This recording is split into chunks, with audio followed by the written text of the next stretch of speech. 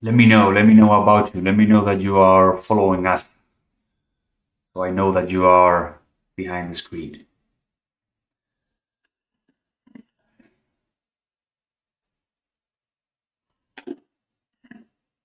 Thank you. Okay, so let's get started then with the video.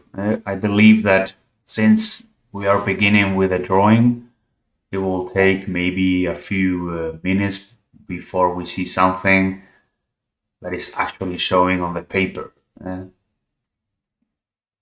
Okay, so we're using 40 times 30 centimeters, I believe, of Saunders waterfall painting. I think that yesterday on the presentation you could read Arches painting, Arches paper, but these are the two painters that I use. These are the two, sorry, papers that I use, Arches and Saunders. Arches normally I use for bigger formats because Arches is more forgiving and you can paint more layers on top. And Saunders has been used more for this course perhaps because it's good for painting more loose and fast with less layers. So this is Saunders Waterfall 300 grams painting. So you are seeing a small paper before on top of the actual painting because I am going to show you the pigments, the mixes that we're going to use today. About the reference picture, let me tell you that I couldn't find the actual reference that I used for making this picture, and I had to grab one that I saw on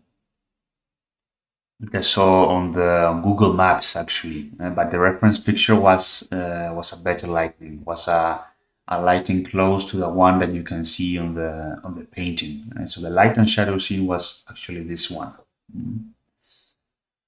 Okay, so I'm taking a little bit of ultramarine blue, and in this case I'm mixing with burnt sienna. So this is another color mix of warm and cool colors that I use a lot for creating my grays. Actually, it's one of the, I could say that is the one I use the most, ultramarine blue and burnt sienna.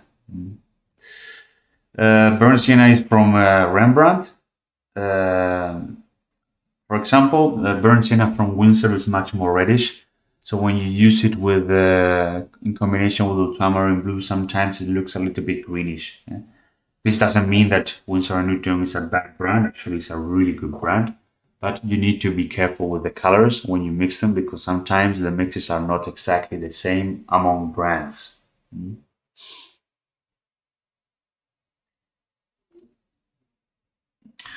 So here I'm creating different shades of gray, cooler and warmer. So you can see that only using two colors, we have endless possibilities. We are adding a third color into the mix, that is yellow ochre. And you will see that these are the three main colors that we are using for making this picture. Not much more is needed actually. Then we also have secondary colors that will be used as well. But these are the main colors that have been used, as I'm telling you, for the picture.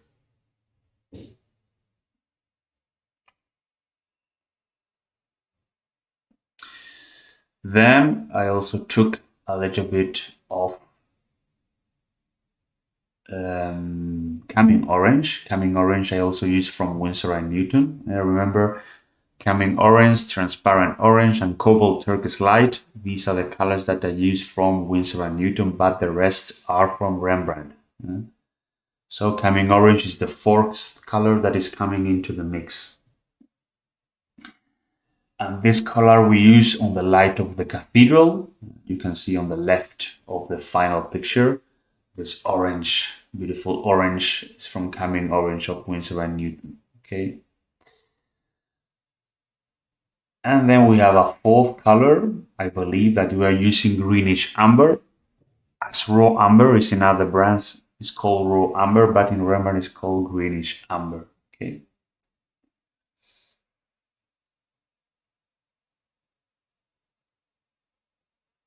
And then we're also using a little bit of turquoise blue.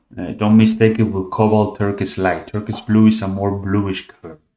It's the one that you can see in the palette close to the cobalt blue. So from right to left on the lower part of my palette, remember that we have Payne's gray, second one cobalt blue, third one ultramarine blue.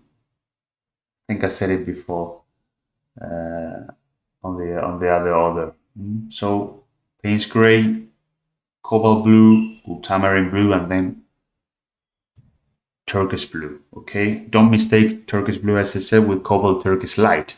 Cobalt turquoise light is more opaque and is next to turquoise blue. Okay, and turquoise and cobalt turquoise light, sorry, is from Winsor and Newton, as well as coming orange and transparent orange, as I told you before. You can find this on the material list.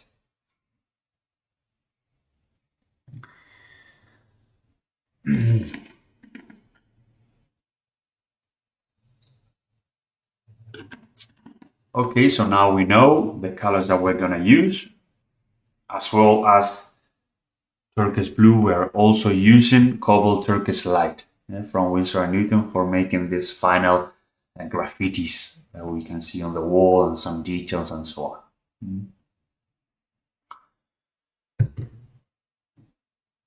So we're starting with the composition.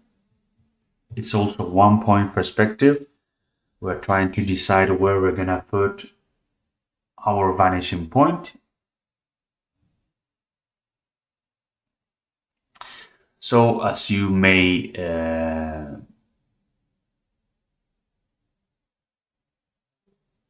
discover, the vanishing point is a little bit to the left.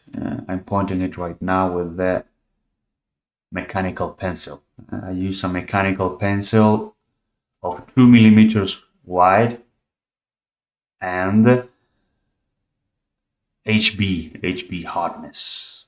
Okay, so horizontal line has been drawn as well. Horizontal line is the height of my eyes. It's a bit less than the half of the height of the painting. It's a low composition because the horizontal line is a bit lower than the middle.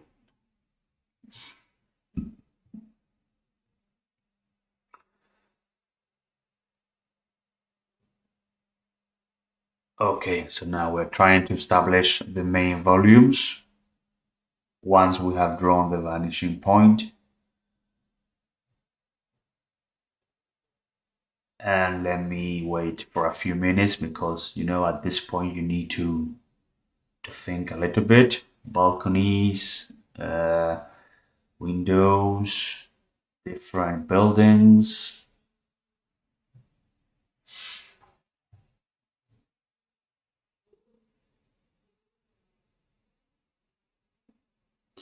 Well, it's also an important thing. I always tell my students to grab the mechanical pencil from the back, because you're more able to draw loosely.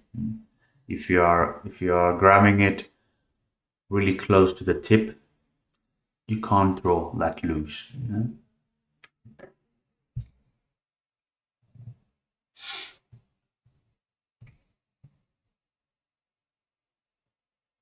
Don't be afraid of erasing a little bit. If proportions of drawing are not correct, spend your time drawing.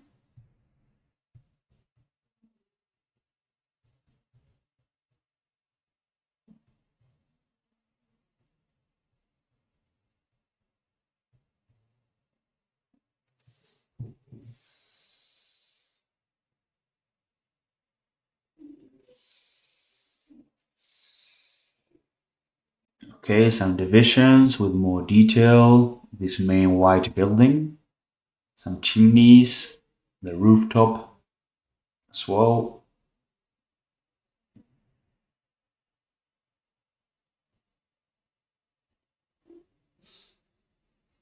Always trying to refer to the vanishing point and making sure that the drawing is correct.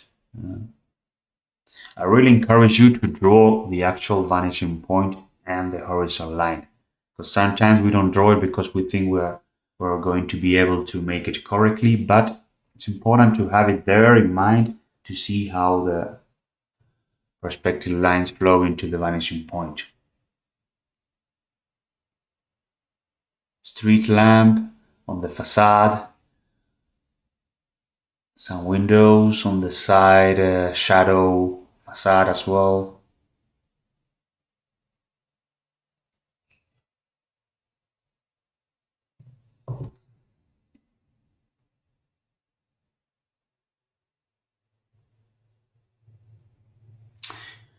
Okay, let's start with the drawing of the cathedral on the left side. Proportions, different levels, some of the windows.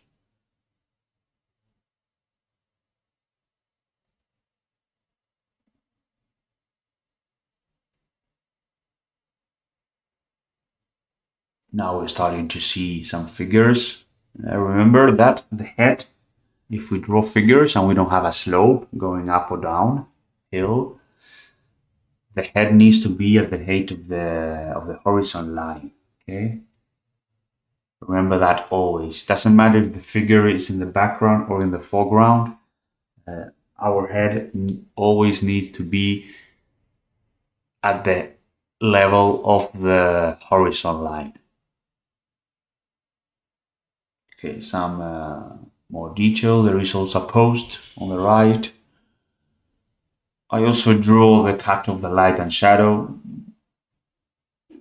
The shadow is doing like this play of light and shadow that I like so much.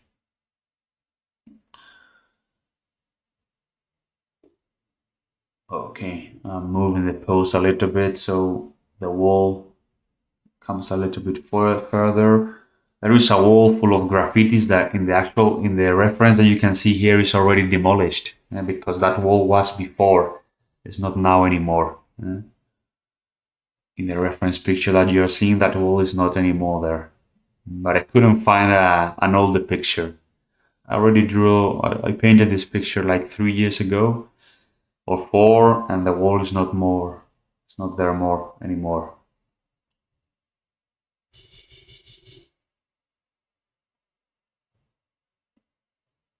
Okay, we're trying to clean up a little bit the drawing. We are reaching the final stages of the drawing part.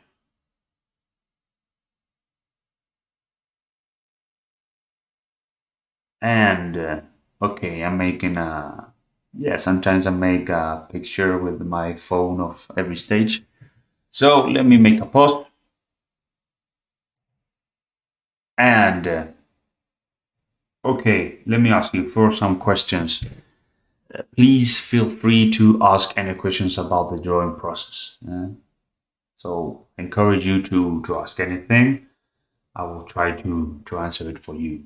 So we'll wait for a few seconds if you have any questions, and we'll keep on going in a few minutes.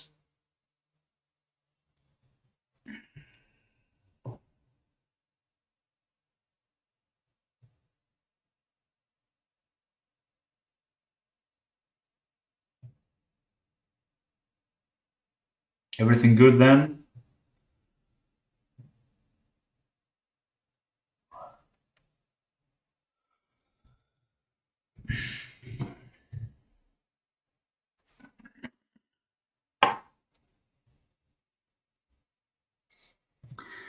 Everybody's got everything clear? Don't be shy. Don't be shy.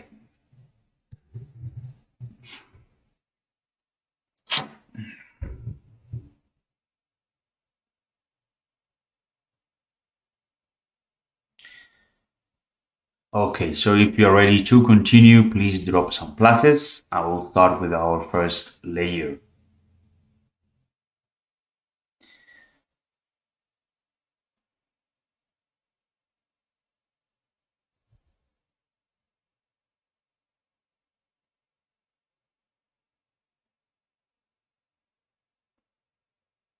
Okay, so somebody's asking, Isabel, you said the head needs to be at the horizontal line, but to me it seems that it is the belly at the horizontal line. Well, more or less. I think the horizontal line is more or less at the height level. If you see this dark dot, there is a horizon. There is a horizon. There is this horizon line crossing the head more or less left from left to right. Okay. I can also make mistakes, of course, but that's the general rule. Okay. Have our heads at the horizon line level. Something else?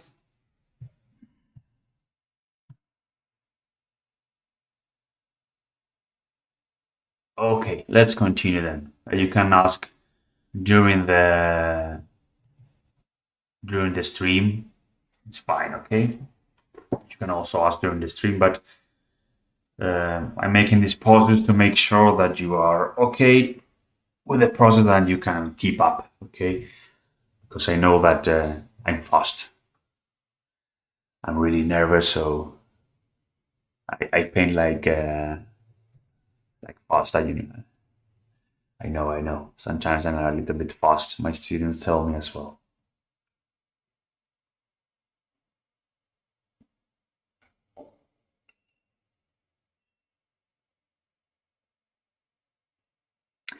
Okay, so we are mixing ultramarine blue and burnt sienna, and we are starting with our Da Vinci Cosmotop number 16 with the floor. Sometimes we are used to start with the sky, but this doesn't need to be like this always. Normally, I like to start with the bigger shapes. So the in this case, the floor, the ground is the bigger shape. So that's why I'm starting with this. And there is also another reason, and it's because the sky it's quite dark in this image, not in this reference, but in the actual painting, in the original painting, the sky was a little bit dark, so that's why we are putting it later. Sometimes it could be considered like a second layer of the sky. When the sky is really, really, really light, then normally we start on this. We start with the sky. But when the sky is darker and when it's cut out from the buildings, like in this case, then you can start with other shapes first.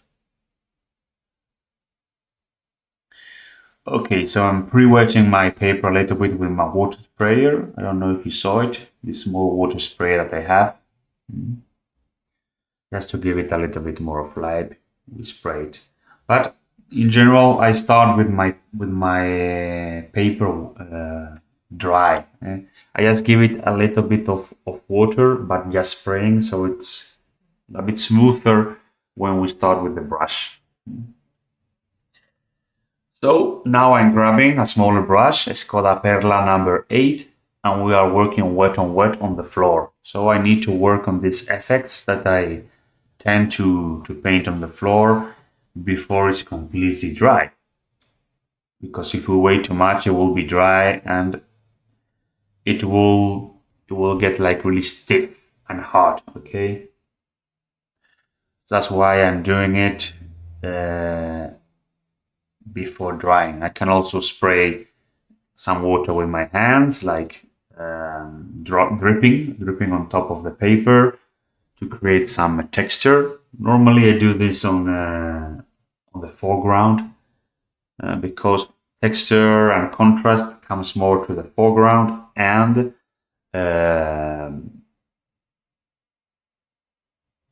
let me tell you. So what I mean, I think I didn't explain it well. What I mean is that the more texture you add, the more on the foreground it looks. That's why I drip or I create more texture on the foreground. So the shapes and the washes that you do in the background need to be more plain. Okay, need to be softer. Okay, so now we have mixed a big wash of yellow ochre and burnt sienna. we're still using our Da Vinci Cosmotop number 16, our rounded big brush, and we are going on a big go, creating the first layer of our painting. I can also go into a little bit of the middle section of the painting because it's going to be a shadow later, and I try to connect it with the ground as well. It's not a problem. Now I'm grabbing a little bit of coming orange, quite dense actually, but because I'm working wet into wet, it's important to use all the densities that you are capable of. Why? Because if a color is only used really pale and you don't use all the densities, then it becomes more boring, it becomes more uniform, and it doesn't have much life. Yeah? Of course, we have to be careful not to put too much dense pigment in the beginning because it can look a little bit opaque. But this is something that you learn with time.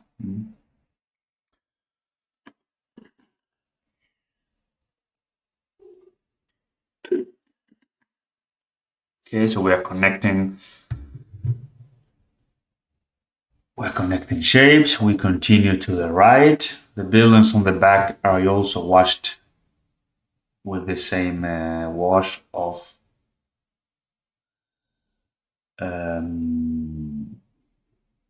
yellow ochre, a little bit of burnt sienna, maybe a little bit of raw amber or greenish amber. Remember, with the Rembrandt, it's called greenish amber.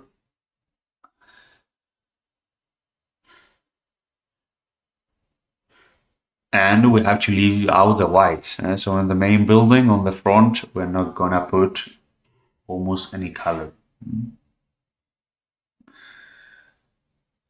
So I'm going with the wall and on the right. I'm mixing some ultramarine blue and burnt sienna, but in this case more burnt sienna. That is why the result is a much earthy, warmer color. Remember, I always use my tissue to control the exact amount of pigment that I'm using. In this case, I don't want that much water to be used. So that is why I'm coming in with less pigment.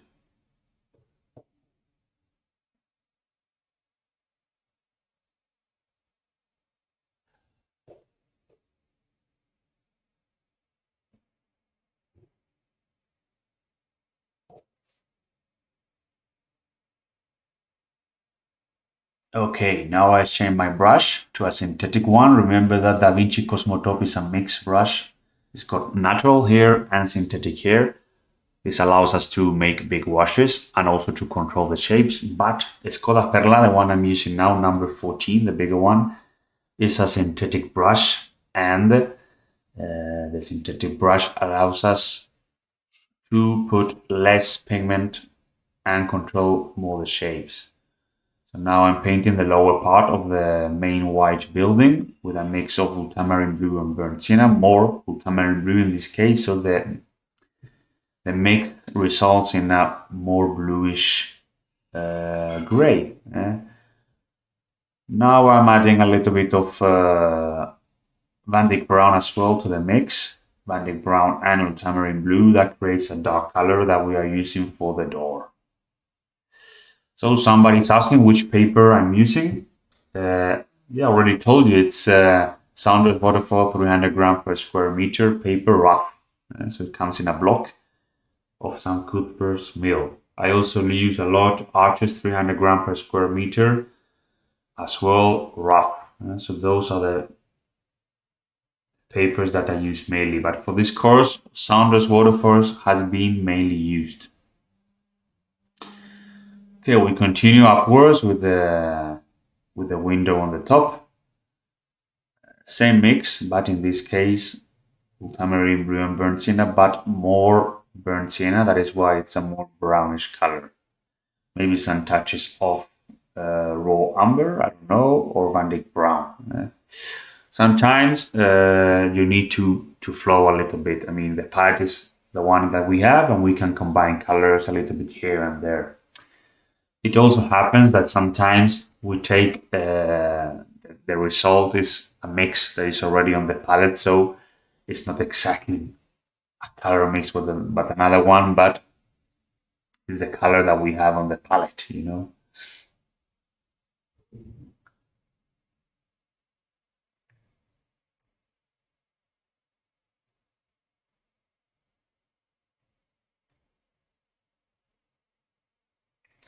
So now we are reinforcing wet on wet on the facade of the cathedral, probably Van Dyck Brown, raw amber, more warmer color. And sometimes we are working a little bit more dry brushing like now. Something that also helps to make a dry brush stroke is to really go fast, because then is when you extract the texture out of the paper. If you dip the paint really slowly and the paper is wet, then the result is a much more wet on wet effect. Of course, if the painting is dry, then it's going to be a dry brush stroke.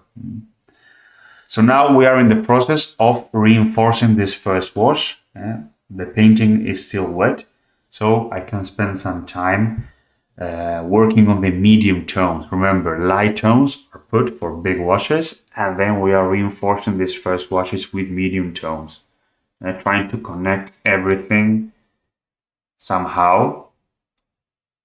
There are watercolors that work on 3 stages. First layer, light tones. Second layer, medium tones. Third layer, shadows and darks. But I try to do this on 2 layers. So on the first layer, I used wet on wet technique for putting in light tones and medium tones. And then the second layer is for shadows and dry brushing.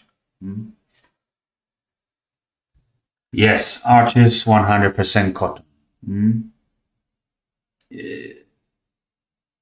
Somebody's asking which paper I'm using. If you are able to ask in English, it will be better for the rest of students. But I can understand you, of course, in Spanish as well. But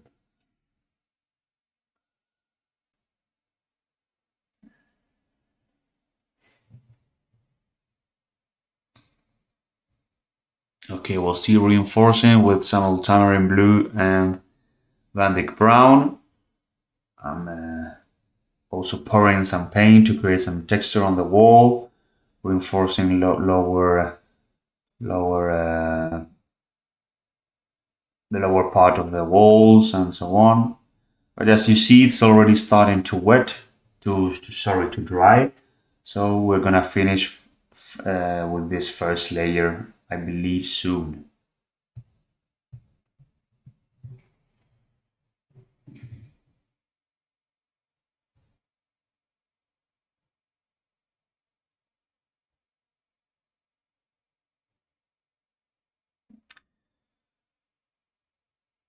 Okay, remember we are using now cobalt turquoise light. Is this opaque turquoise color? Don't mistake it with turquoise blue. The one on the right is more bluish, and this one is more turquoise, more dense. So I'm gonna use a little bit of this color, making it wet on wet to create some, I don't know, some windows, some graffiti textures on the wall, and so on. But remember that everything needs to be connected and wet on for the first layer. Now I'm using a little bit more of blue and turquoise blue as well. And by dry brushing, we are creating our windows of the building on the right. Before it dries, on top, I am putting some small details to make it wet on wet.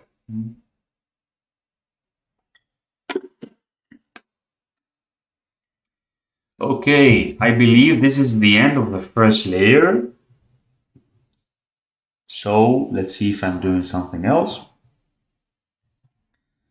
And I'm gonna stop the video again in a few moments to see if you're keeping up and to see if everything is fine.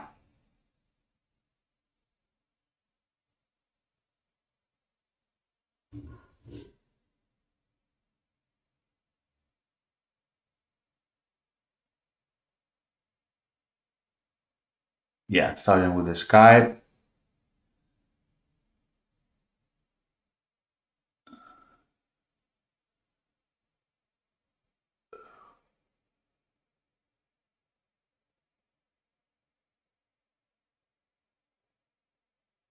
Okay, let me stop the video here. So, everything fine?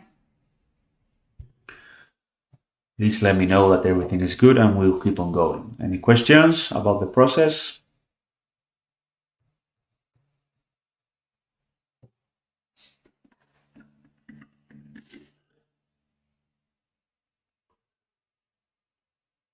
Let me know on the chat if you are painting and if you are doing well.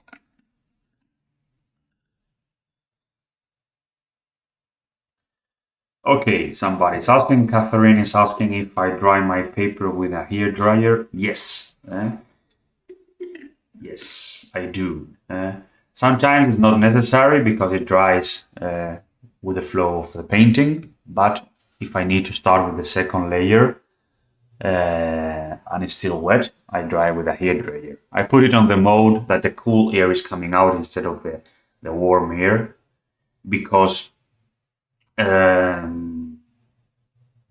otherwise it can get a little bit even burnt. You know, the pigments are not responding too much well with the heat. So be aware that you are putting the hair dryer on cool mode, or if you're painting at home and you have time, you don't even need to use the hair dryer. Just let it dry and go for a walk 5-10 minutes, and then you can come back. Okay, that's what I usually do on the studio when I have time.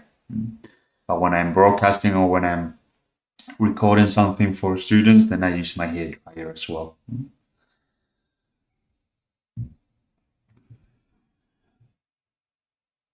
So somebody's asking if I wet my paper in advance.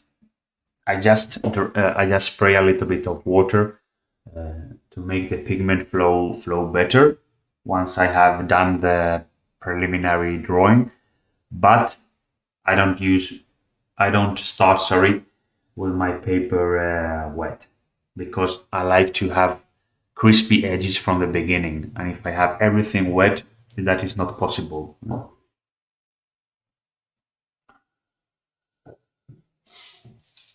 Okay, so you can see me here. We have stopped the video when I'm beginning with the sky. I was mixing before, just 5 seconds before in the video, I was mixing ultramarine blue, a little bit of cobalt turquoise light, and I think that's it. And we're really going strong for the sky because, as I told you in the beginning, the sky is not really light in this picture. We want the sky to be darker so we can make a good contrast with the white building. That is when our whites are going to come out and it will look powerful and beautiful. Not in this reference, but in the original picture, the sky was like this. Okay, so I'm taking my Skoda Perla number 14. Why? Why am I using a smaller brush than the bigger one if it's a big shape? Because I need to be careful with the edges of the building. I need to leave out all the chimneys, all the details of the rooftops, so I need to control a little bit. You see, that's why I'm using a smaller brush.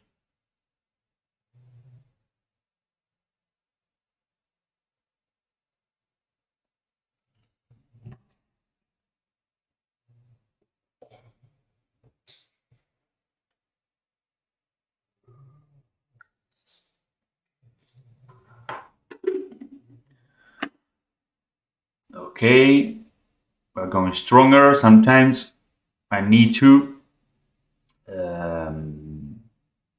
I don't like my painting to be too wet because I cannot control the tone that I am using. That's why I try to extend the pigment well on the whole surface of the sky, for example, in this case, because then I can see the actual tone that's going to stay. You know that watercolor always goes down. It also depends on the paper and the pigment.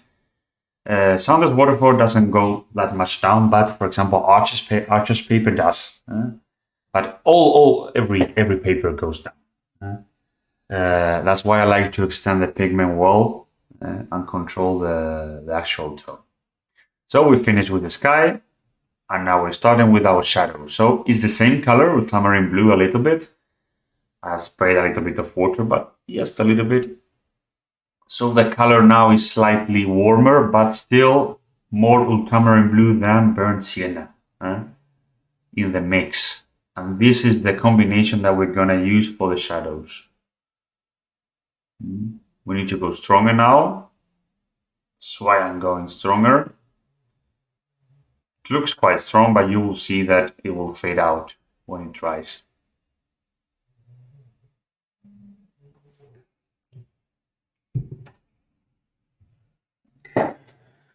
So I'm doing some play of light and shadow under the main balcony. Sometimes I like also to spray on top of the shadow, so the shadow are not too stiff, but some of them are a bit more loose. Also going darker on the lower part of the wall, because normally the lower parts of the wall are darker. That's why I'm going darker there.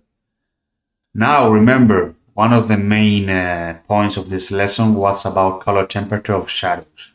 So if we have a white building on the right, the shadows are cooler.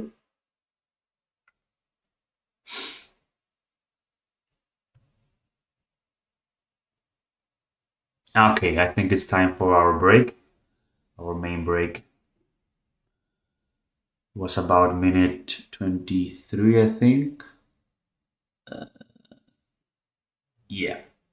Okay, so let me tell you about the course, because this marathon is a 5-day marathon, but we're gonna paint much more during the whole course. The course consists of 14 lessons, and here you can see, for example, the interior of Las Palmas Cathedral and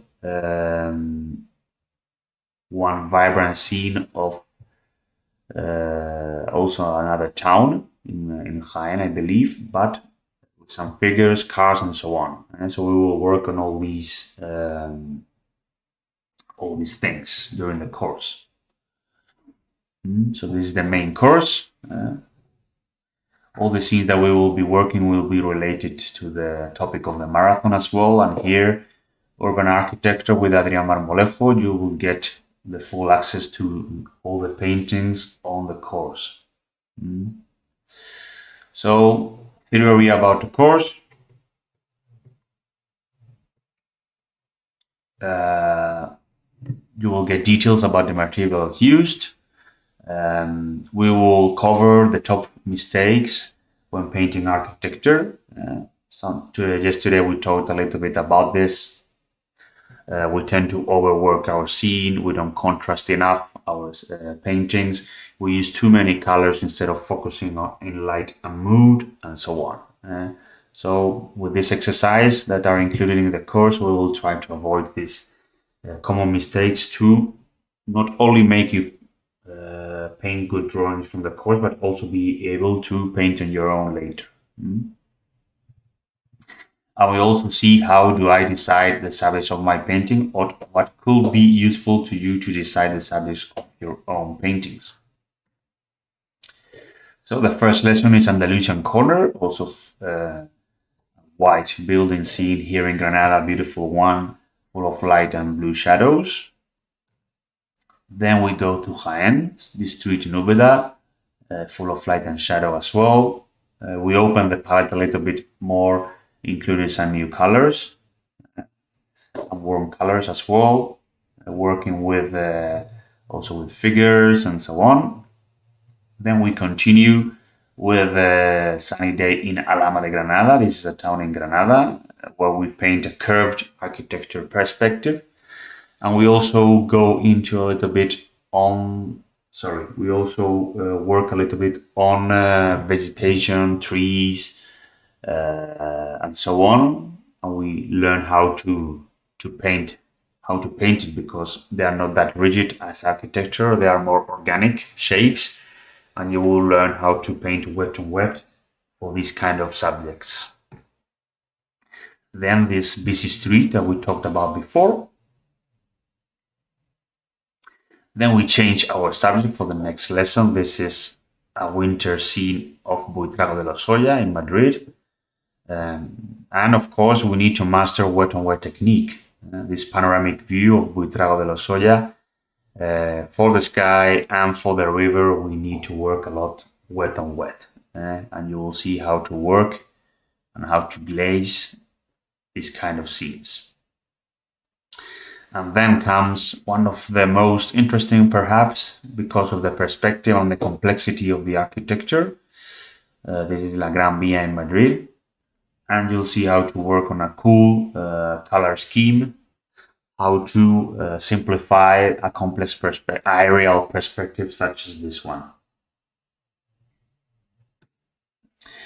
And as I told you also before, this interior of Las Palmas Cathedral, you'll see how to paint the inside of a religious building such as this one. And this is the last painting of the course, Manhattan Evening. You'll see how to work on a night scene full of reflection, movement, cars, and so on. So first we start with a warm palette, and then we start applying cool on top, working wet on wet to achieve this night desired mood, and the wet pavement as well. So how does this learning process go? So if you get the course, you get lifetime access right after payment. You'll find extra video lessons and materials. You can watch it whenever you want because it's lifetime access, of course. And as I told you, I also tell my students always it's important to learn how to paint for your own, not only to copy the paintings on the course. So one of the main objectives is to give you tools to develop your own watercolors, and not only to make the ones on the course. Okay, to sum up, 8 watercolor paintings, so it's 13 lessons. We have practice, techniques, and expert secrets. For getting this, you need to unfreeze the course. You can also check out comments on student artwork. And depending on the option that you select, you will get lifetime access to the course in every option, but you can also get 1 hour consultation with me and 60 days review, depending on the option. So these are the plans for the course. But there is some discount if you sign up from this 5-day marathon that we are doing right now. So these are the final offers. And from the team of Red Point School, we encourage you to sign up. So there's already been some people signing up, so there are less spots available to get this special offer, but you're still on time to get it. And there is also some material about the bonuses. So what I said yesterday is important to develop a correct and nice technique when you paint. So in this case, we are adding variety to our watercolor with strokes and effects. So it's important to master the watercolor alphabet, the watercolor language, with concepts such as washes, wet on wet technique, dry brushing, and so on. Layering for light and shadow, and controlling the tones of your watercolors. Then glazing is also a really nice technique that you can apply for unify and creating mood in your watercolors. We will go through this as well. And the third bonus is to create rhythm in our cities, in our cityscapes, by painting figures and learning how to paint cars and vehicles. And the last bonus is that you will get the records of the marathon as well as the rest of the paintings of the main course. And they will also be available for you. And as was said before, this is the last painting of the marathon, it's the bonus session. And you'll get it if you stay with us the 5 days of the marathon as well. So this is the course, and you can sign for it and you will get all this material that you see here. So that's a lot of painting to paint along. So let's keep on going then with our main painting. Is there any questions about the course or the painting of Jaén? I will be happy to answer it for you.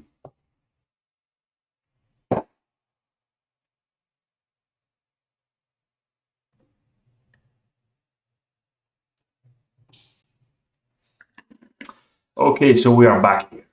We are back with our Jaén cityscape painting. As I was telling you before, one of the main points of this lesson was about shadow, color, temperature. So we are switching from a cooler shadow on a white building to a warmer shadow on a warmer building. So the warmer building is because the first layer was painted with yellow ochre, cadmium orange, and so on. So now we are doing the shadows with the same combination of tamarind blue and burnt sienna, but we are using more burnt sienna because we want a warmer shadow. So you can see the switch from cool to warm. What important thing, connect all the shadows. Somebody's asking if the paper is dry when I started. Yes, for the second layer, the paper is dry.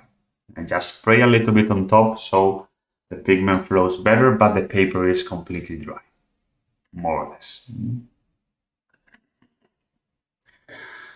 It's really important, as well as we connect all the shapes and washes on the first layer, to connect all the shadows on the second one. And it's also useful to leave some of the shadow. I mean, in Spanish, I call it like breathing. So leave the shadows like breathe a little bit. So we don't need to cover everything, but it's also nice to leave this small max from the first layer on top. So I'm going quite fast because I don't want the paper to dry. So it's important to have a combination of dry brush strokes, of big washes, of wet on wet as well. So you see now I'm spraying a little bit. So by doing this, I create variety in my shadows. So some of them are darker, some of them are cooler, some of them are warmer, some of them are harder, some of them are more softer when I spray a little bit. So it's important to create this variety when you paint, okay?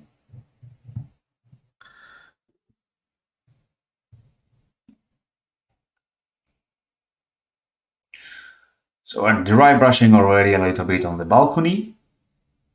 We have done the shadows on top of the main door as well. And you have seen me also grabbing my credit card.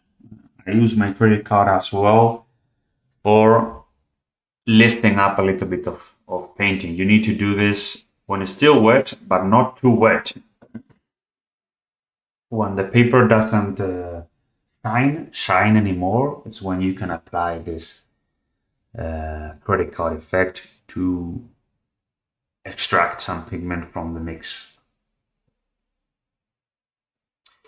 So if I want these windows of the main white building to be included under the main wash, under the main shadow wash, I'm using it also wet on wet for the shadow. That's why you can see already inside the shadows that I am painting a little bit of these windows and balconies. Street lamp, dry brush technique, not overworking it too much. And little by little, the scene is coming alive.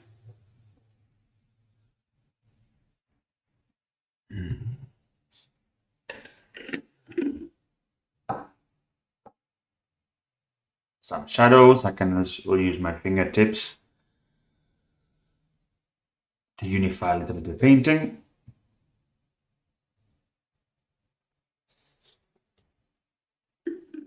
And now we need to create a big wash for the shadows of this wall. Spraying a little bit so the pigment runs better. Sometimes we don't need to cover a whole shadow with dark pigment. It's just the contact between light and shadow that we need to reinforce a little bit more, but the rest can be a bit with less pigment. Doesn't need to be that dark. You see, because I sprayed a little bit on top of the white building, when I apply the wash, the bluish wash on top, the shadow is smoother. So not all the shadows needs to be hard. Some of them can be smoother, and you can achieve that by pre-wetting the painting with a little bit of spray or a clean brush or so on. Okay.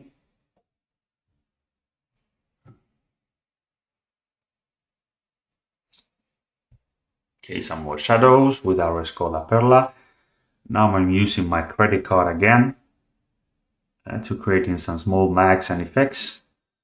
Tamarind blue and burnt sienna. Now I'm really going for dark pigment and dense pigment because I want the pigment to stay where I apply it. If the pigment is more watery, if it's not that dense, it won't stay on the place.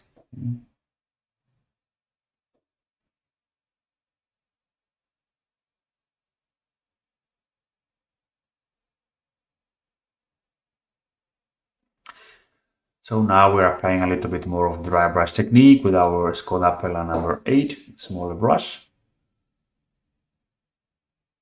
And not all the details need to be done with a dark color. But now we're using more raw amber, greenish amber in Rembrandt.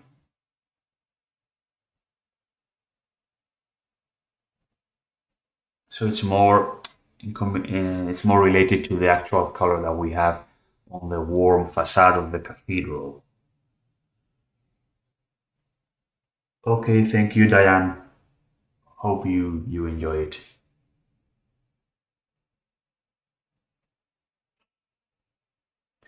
Okay, now we're going for some of the main windows of the cathedral on the left.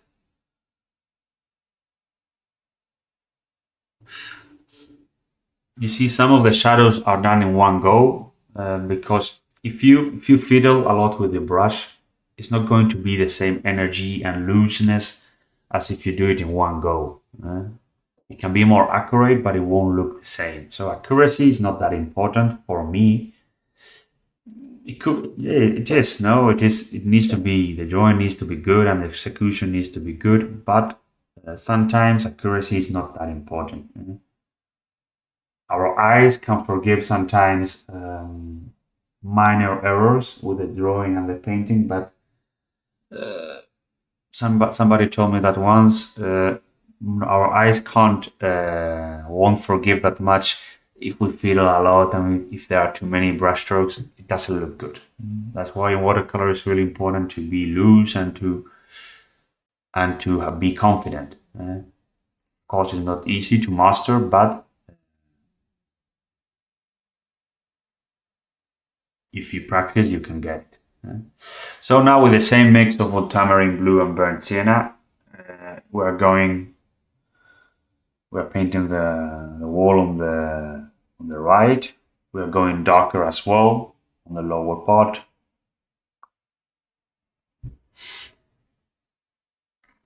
And now we are extending our casted shadow to the left. And it's closing the painting and concentrating the light on the middle of the picture. Now it looks quite dark, but it will fade out. And the mix is the same always, ultramarine blue and burnt sienna. Maybe this one has got a little bit more of ultramarine blue and that's why you see it cooler.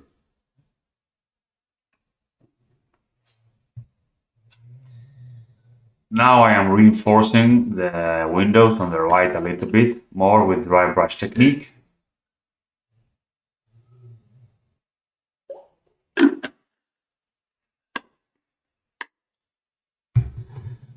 some wires that come out from the post, connecting some of the shapes. More wires. There's a lot of wires. We use them a lot, right? Because it seem to be a nice element in our paintings. Okay, now wet on wet, a little bit on the floor as well.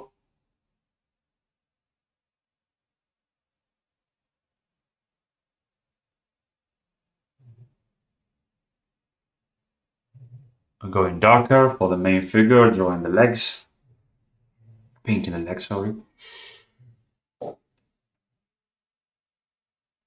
Reinforcing the lower part.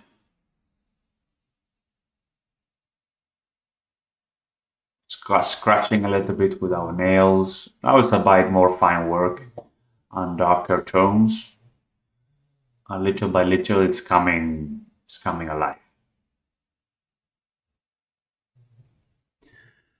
So this cast shadow from the pose comes and goes up as well on the left part of the cathedral. But the key is the big shape works of shadow and light. The rest is just working on some details.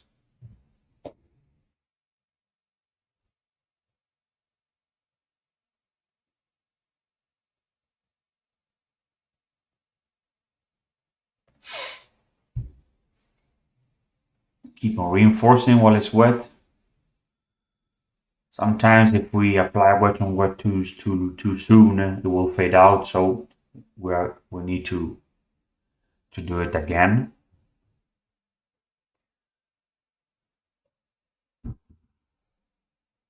Okay, some more details. Try not to overwork your watercolor. I'm starting to think that we're coming to the end of the detailing process, at least with the dry colors, with the dark colors.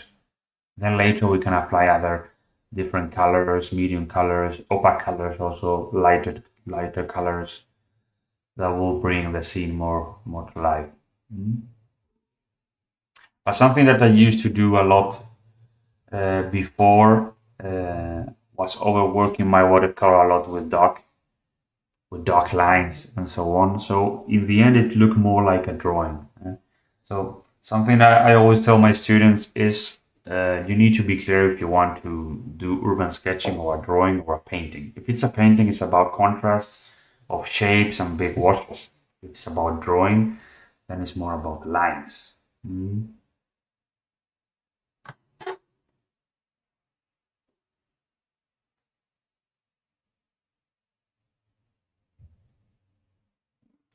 So thank you for your compliments. Yeah, white architecture is one of my favorite subjects. It's also because here in Andalusia we have a lot of towns with the white architecture. Okay, so we are going with the main figure, mixing for the body, upper body, a little bit of raw amber and sienna, and for the head because we see in the figure from backwards. I'm just putting a dark circle for the head, well, kind of circle, and maybe some bag and so on.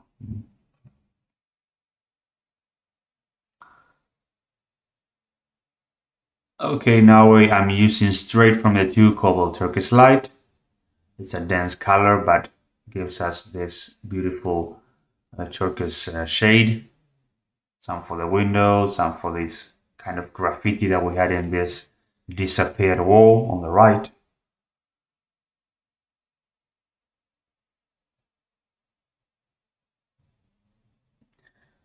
Kind of letters, that's why I'm drawing this. Reinforcing the post and so on.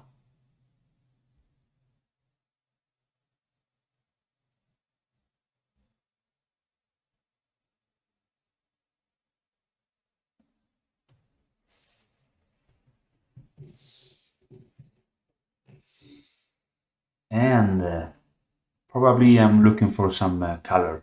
I know I'm using the hair dry a little bit, right? Wow.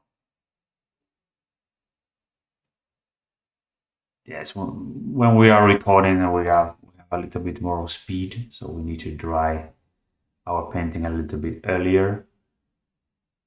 But I guess we are finished with the main details, main dark details, and now I will grab other kinds of colors, probably opaque, white, and bright colors to finish our painting.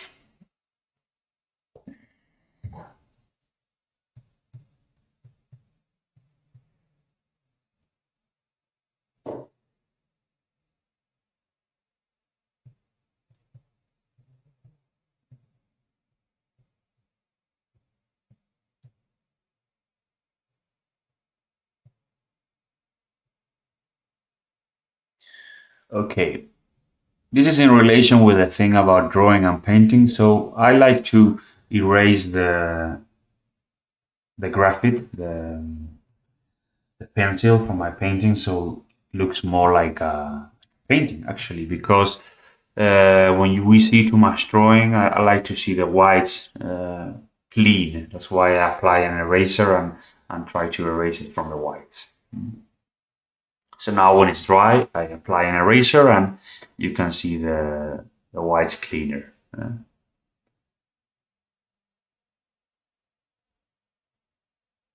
Okay, so now I'm grabbing a little bit of opaque white, titanium white in other brands. In Rembrandt is called opaque white. And I'm putting it a little bit on top of the chimneys, of the main figures, rooftops, and so on. As final touches. Try not to overwork this too much. When it's too much, I sometimes I use my fingertips.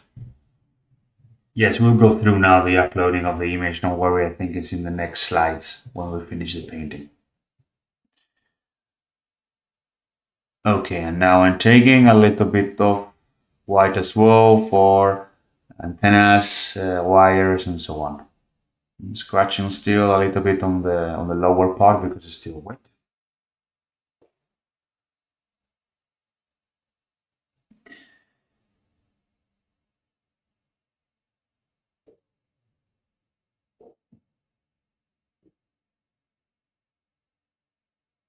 Small touches again with darker colors.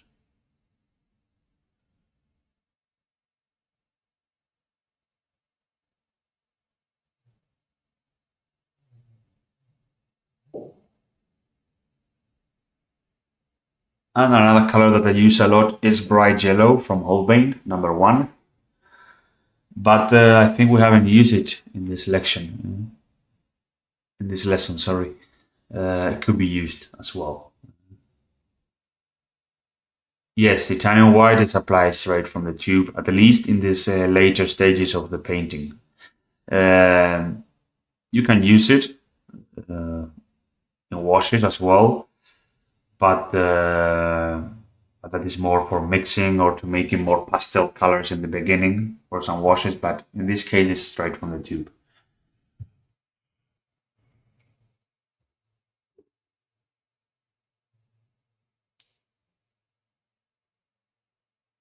Sometimes I wet I even wet my finger and I try to put some details out.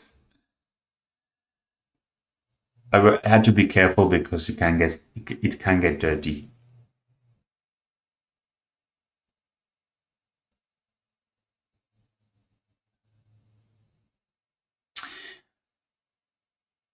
Okay, I think we are ready with our lesson. So this is the final painting. I have it here with me. My lighting is maybe not so good here, but yeah, you can see. And yes, now is the reminder of how to upload your painting.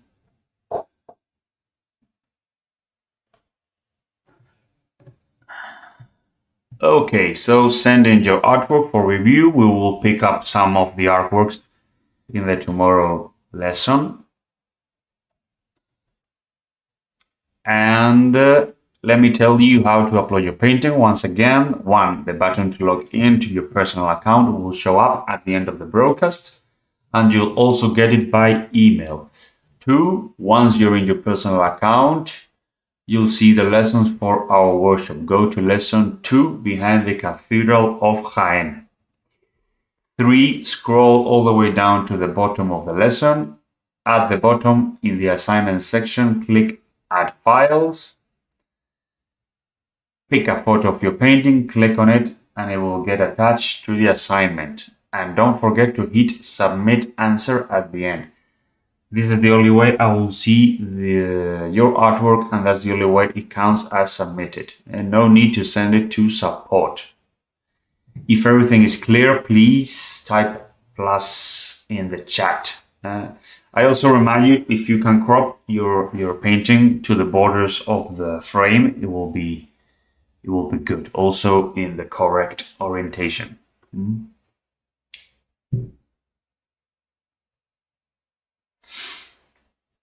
So please let me know if everything is fine, if you understood this process. Okay, thank you. Okay, we're reaching the final of this presentation. So let me tell you what's happening tomorrow. So we are painting Villanueva de los Infantes, Light and Shadow, a scene full of people, sitting, standing, and a lot of movement in this square. So we will look about some sources of inspiration and artwork analysis as well. And again, there is a bonus that you will see at the end if you pay attention to all the broadcasts. And just a reminder, if you watch and listen carefully to all 5 broadcasts and collect all 5 secret letters, you'll get access to another awesome bonus lesson like this one, Night Atmosphere in San Vicente de Alcántara. Today I have already named the second letter. Who missed it, please review the recording of the broadcast. It will soon appear in your personal account.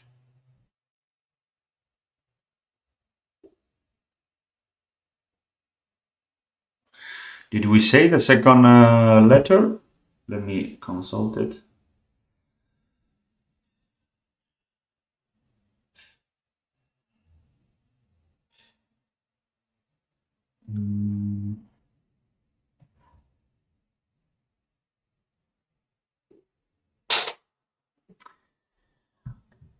Okay, so let me show you the chorus tariffs one more time. Just hit the bottom and save your spot. Let's check the chat. If there are any questions, I'll answer a few for just 1 or 2 minutes. If I missed anyone's question, just message our support team in your personal account or reply to any of our messages. Send us an email or write in the messages. So that's it for today. We'll meet again tomorrow at the same times. Bye everyone, and see you tomorrow. Let me know if you know the second letter, because I'm not totally sure if we did say it. Let me ask the team.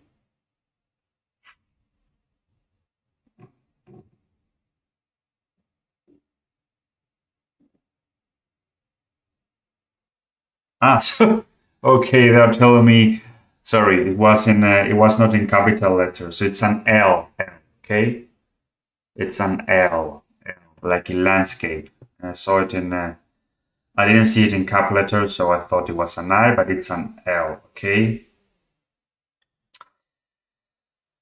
So all the letters are English and uppercase. No need to post the second letter in the chat. Write the letter down in your notebook or phone, and I'll tell you what to do with the letters on the 5th day of the workshop. Just to repeat, sorry for the mistake. The second letter is an L, like in landscape. It's an L, okay? Okay, so that's everything for me for from today. Thank you everyone for attending and being online. And if you have any more questions, please let me know. I will be here for 1-2 minutes and then we will end our broadcast.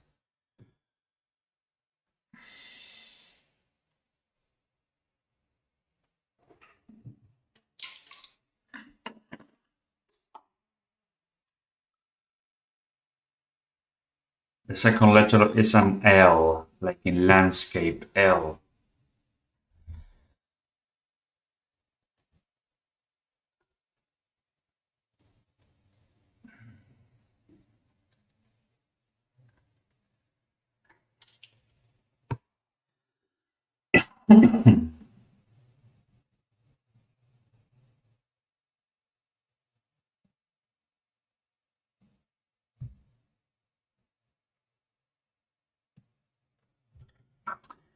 Okay, so thank you everybody and see you tomorrow. I'm gonna leave and I'll see you tomorrow.